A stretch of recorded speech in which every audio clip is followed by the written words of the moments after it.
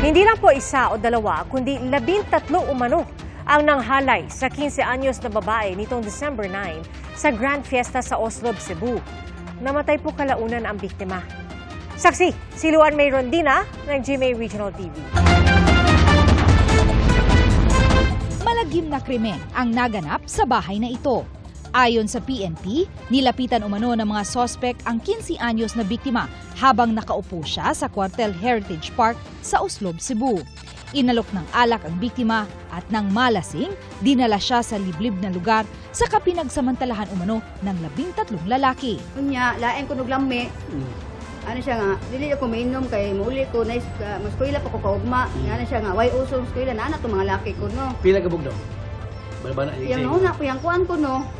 Primero to kuan tulo niya, human ko ninawag mo 3 gyud. 3 siguro. Ana ko ninawag nga. Dali na mo kay nana sa biktima hong tani.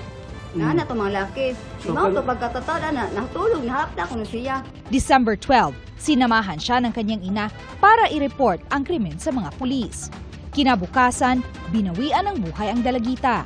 Titingnan po natin yan dahil ang paalam po kasi ng ating biktima sa kanyang nanay ay siya lamang po ay aalis at kasama yung kanyang boyfriend to attend nga po yung fiesta. So malaki po ang kailangan i-explain po ng kanyang nobyo bakit nangyari po dito sa biktima. Sa backtracking ng CCTV, lumabas na dayo mula sa Dalaget ang mga sospek. 4 sa kanila ang arestado. Edad 18 anyos hanggang 20 anyos ang mga sospek. 2 sa kanila ang magkapatid habang kabarkada nila ang 2 pa.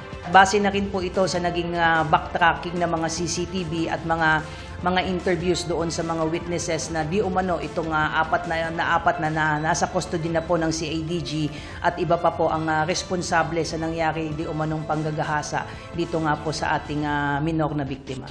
We have yet to check sir kung na ay criminal records but we will work on that sir. Inihahanda na ng pulisya ang kasong statutory rape laban sa mga sospek. Natapos na rin po ma'am yung autopsy although iniintay po natin yung histopathology result po kung to determine po yung cause of death po ng bata. Para sa GMA Integrated News, ako si Luan May Rondina ng GMA Regional TV, ang inyong saksi. Mga kapuso, maging una sa saksi. Mag-subscribe sa GMA Integrated News sa YouTube para sa iba't ibang balita.